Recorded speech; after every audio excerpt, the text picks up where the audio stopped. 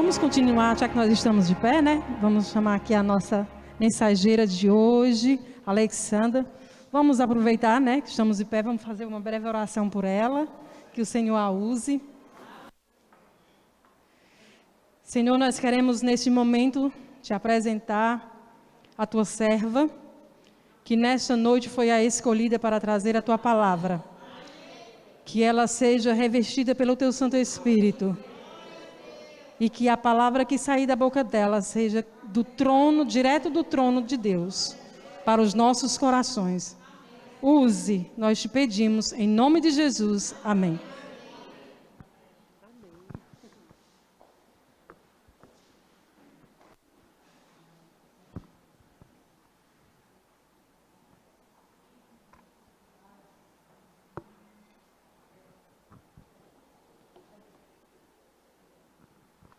Boa noite, igreja. Vou tentar ficar com a máscara aqui o máximo que eu puder. Bem, mais uma vez é uma alegria, não é? Poder compartilhar com a igreja. E mais uma semana de oração, 10 dias de oração, não é? Já está bem chegando pertinho do final. Eu não estava aqui dentro com vocês, mas a gente estava lá atrás com as crianças. E está sendo muito bom lá para eles também. Eu acho que é a primeira vez que eles participam de uma semana de oração assim especial para eles. E até surpreendeu, porque eu achei assim que fosse dar uns 3 ou 4, né? Mas todo dia eles vêm, e quando não vêm, no outro dia que chega, eles dizem assim, olha tia, não deu para vir ontem, porque aconteceu um problema e tal, né? Então, quer dizer, eles estão gostando. Que seja para a honra e glória de Deus, né? Bem, irmãos, eu queria convidar que vocês abrissem as Bíblias no versículo 6.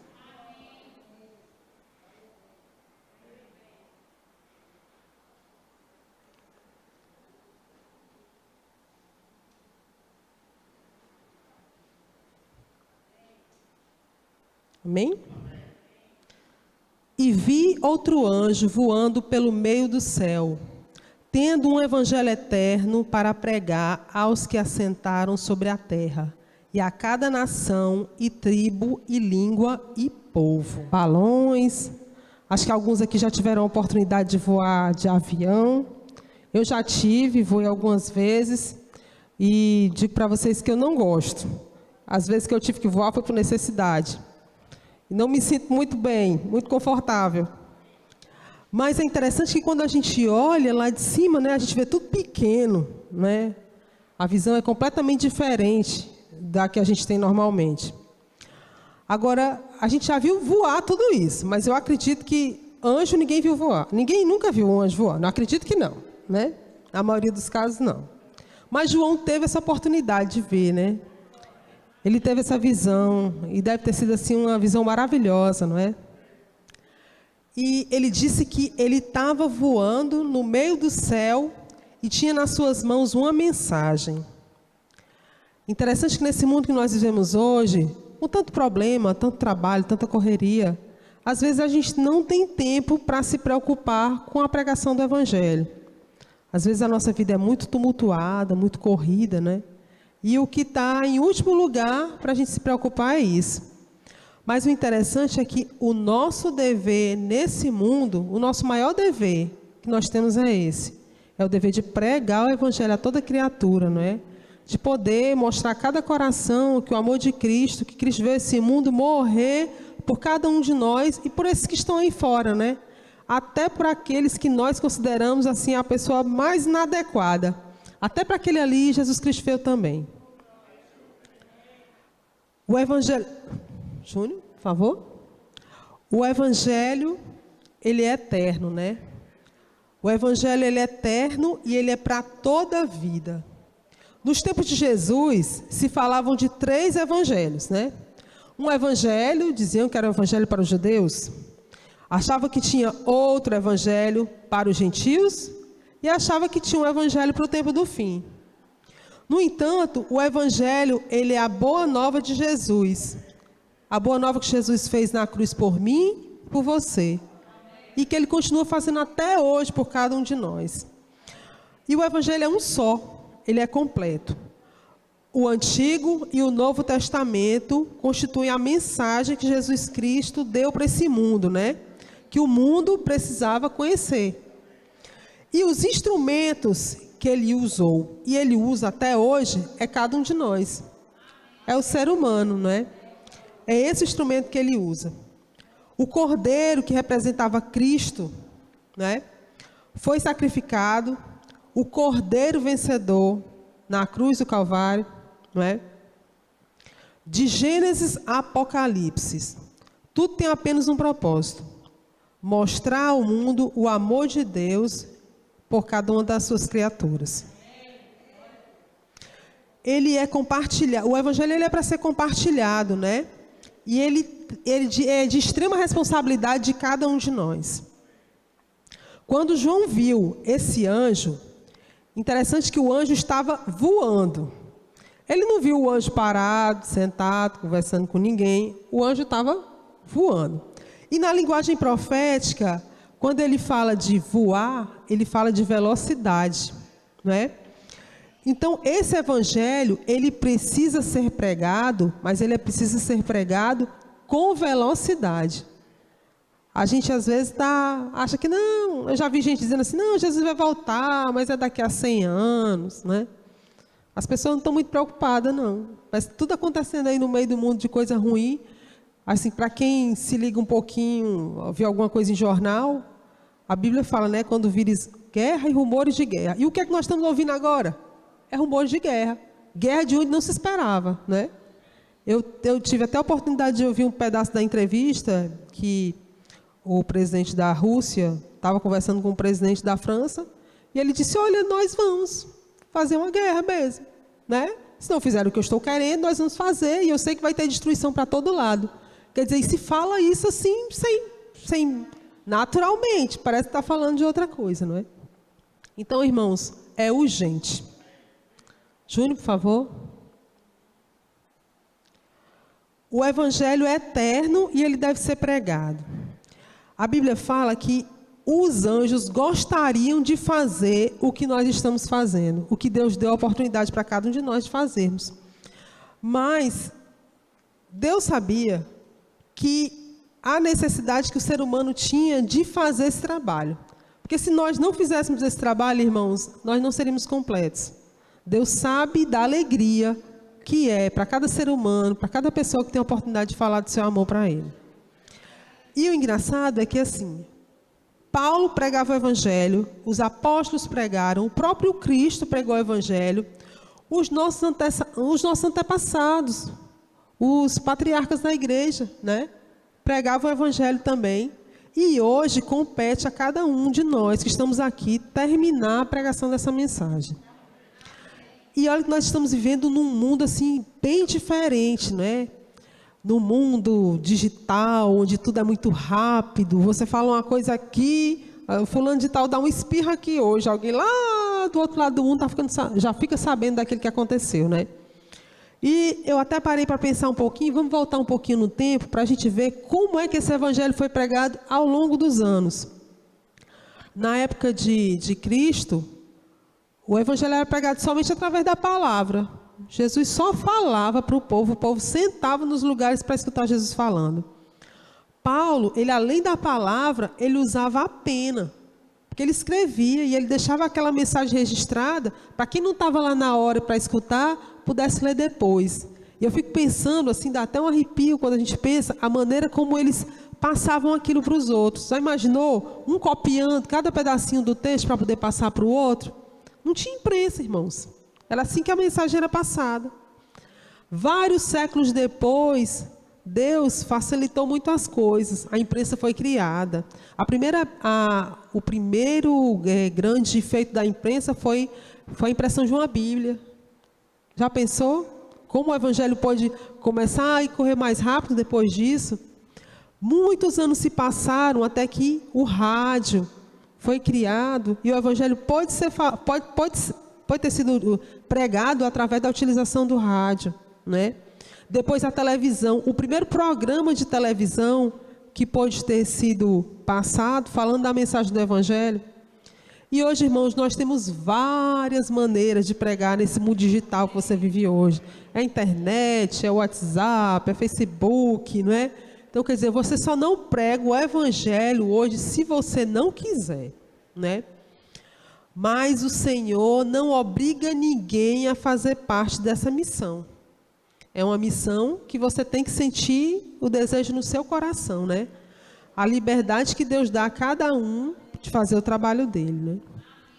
Tem uma história que conta que Davi, um senhor de 48 anos, começou a estudar a Bíblia com um jovem teologando. Só que Davi, ele tinha um problema, ele era viciado em álcool, fumava há muitos anos, e disse que quando tinha um estudo bíblico, ele tinha dificuldade até de fazer o estudo bíblico sem estar fumando. Mas aquele rapaz não desistiu, teologando, e ia todo dia fazer o estudo com ele. E os vizinhos começaram a ouvir ele chegando, e os vizinhos diziam assim: rapaz, desista, esse homem não tem jeito não. Desde que ele era jovem que ele fazia isso, que ele fuma, que ele bebe. Esse homem é muito errado, não tem jeito para ele não. Só, irmãos, que o Espírito Santo é que trabalha a vida das pessoas. 6 meses depois que Davi estava fazendo o estudo bíblico, ele entregou a vida dele nas mãos de Deus e ele foi batizado, né? O poder transformador do Espírito Santo está além do nosso alcance. Nossa missão é colocar nas mãos de Deus e deixar que Ele use conforme a sua vontade.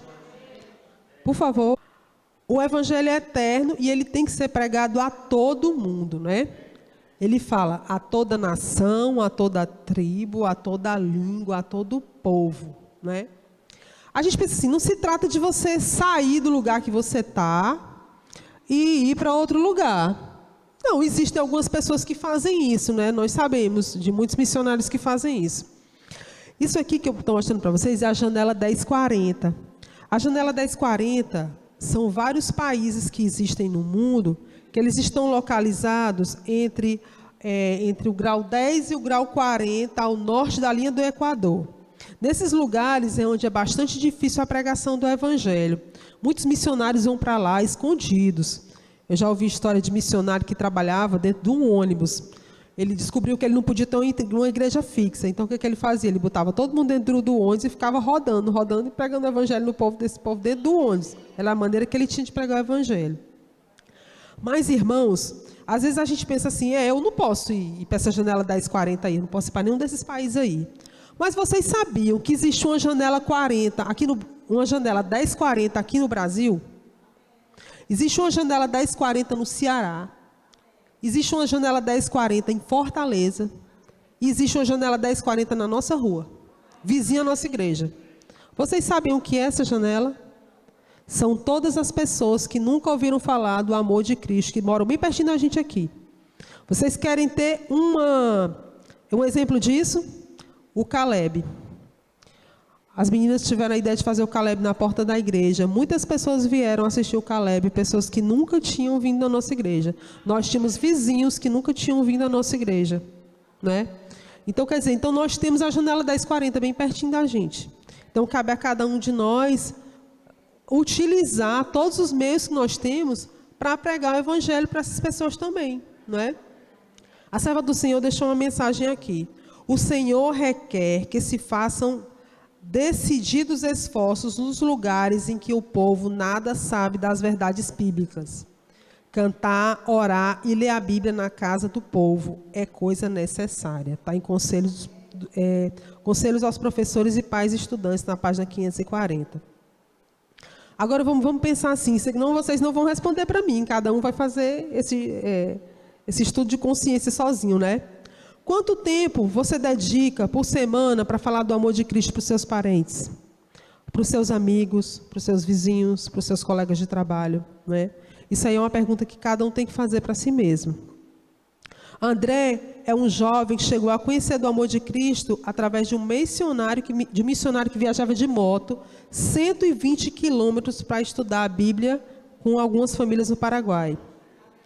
André se emocionou tanto com aquela pregação do Evangelho que ele começou a falar do amor de Cristo para os seus amigos, para os seus vizinhos. Quando chegou o dia de André se batizar, é muito interessante, ele já estava fazendo estudo bíblico com 10 famílias, não é? Praticamente ele se batizou e batizou os outros juntos, né? É muito linda essa história, eu achei muito bonita quando ele falou de... Por favor, Júnior, passa para mim. Esses aí, acho que ficou pequenininho, não dá para a gente ver direito. São os ministérios que nós temos na nossa igreja. Cada um desses ministérios, irmãos, ele, de maneira direta ou indireta, ele trabalha para a pregação do Evangelho. A gente tem a ADRA, tem o Acionato, tem os clubes de aventureiro e desbravador, tem o departamento infantil, adolescentes, feira de saúde, todos os ministérios que tem da mulher, pessoal, tem PG, tem música. Irmãos, não é possível que não exista. Tem o ministério da oração, que da intercessão. Não é possível, né? O amor de Cristo é tão grande para conosco que ele diz assim, ele deu inteligência aos líderes da igreja para que ele dissesse assim, não, a gente tem que entender as necessidades e as características diferentes das pessoas, para que cada um possa atuar naquilo que o seu talento deixa ele atuar. Então, irmãos, não tem como. Se você ainda não faz parte de algum desses grupos aqui, irmãos, vamos parar, orar e pedir que o Espírito Santo transforme a nossa vida para que a gente possa ter disposição para trabalhar para Deus. Deus enviou seu único Filho para que você e eu alcancemos a salvação através dos esforços perseverantes e que nós possamos levar outras pessoas aos pés de Jesus. Por favor, Júnior, passa para mim. O Evangelho é eterno e ele tem que ser pregado agora. A igreja precisa da pregação do Evangelho urgente. Não é para amanhã, não dá para ser adiado. Júnior, passa, por favor, de novo. As tarefas fáceis que não se fazem a tempo se tornam difíceis. E as tarefas difíceis que não são feitas a tempo se tornam impossíveis. Então, quer dizer, não deixa essa história de deixar para amanhã. A gente tem que fazer hoje. O momento é agora. Não dá para esperar mais. Júnior, passa de novo para mim, por favor. Bem, irmãos, isso aí é a foto do Pedal 7. Tá bom? O Pedal 7 é esse movimento que a igreja está trabalhando agora, até isso, através do esporte, levando os meninos a fazerem caminhada e tal. Eu não ando de bicicleta, mas quando a gente verifica a maneira como eles andam, a gente vê algumas coisas boas que quem anda de bicicleta em grupo, assim, dá para a gente tirar alguma coisa boa para a gente. Que quem anda de bicicleta, de turma, eles têm um objetivo. Eles têm um ponto de sair e um ponto de final. E todo mundo vai junto. E todo mundo quer chegar lá no final junto. E outra coisa que eles têm também é que vai sempre um na frente. Aquele que vai na frente, ele é o guia. E todo mundo vai sempre andando atrás dele. E o guia, ele faz o quê? Ele vai mostrando, ele tanto dirige o caminho, quanto ele vai mostrando se tem algum problema, alguma complicação, alguma coisa. Quem está lá na frente é o responsável por isso. E nós podemos tirar isso também para nossas vidas na pregação do Evangelho. Nós só vamos conseguir grande êxito naquilo que nós estamos fazendo quando nós entendermos que nós temos que fazer isso juntos. Se não for juntos, nós não vamos conseguir. E a segunda coisa, irmãos, é que nós temos que olhar para o nosso guia. E quem é o nosso pedalista principal? Quem é que está lá? Quem é o líder da nossa turma? É Jesus Cristo, irmãos. Ele é que está na nossa frente. Nós temos que andar olhando para Cristo, que é o nosso alvo. Bem, irmãos, finalmente a nossa conclusão e um apelo também, não é? Que a gente quer fazer. Todos os dias, Deus lhe faz um convite especial. E nesta ocasião não é diferente. Ele chama para fazer parte do seu exército. Esse exército que leva a mensagem de salvação a toda a nação, tribo, língua e povo. Você aceita o chamado que Deus tem para você? Amém, irmão. Deus seja louvado, né? Se sim, que Deus abençoe e use todos os teus dias, todos os teus talentos, todos os seus esforços, os seus recursos para a pregação do Evangelho. Amém? Vamos ficar de pé.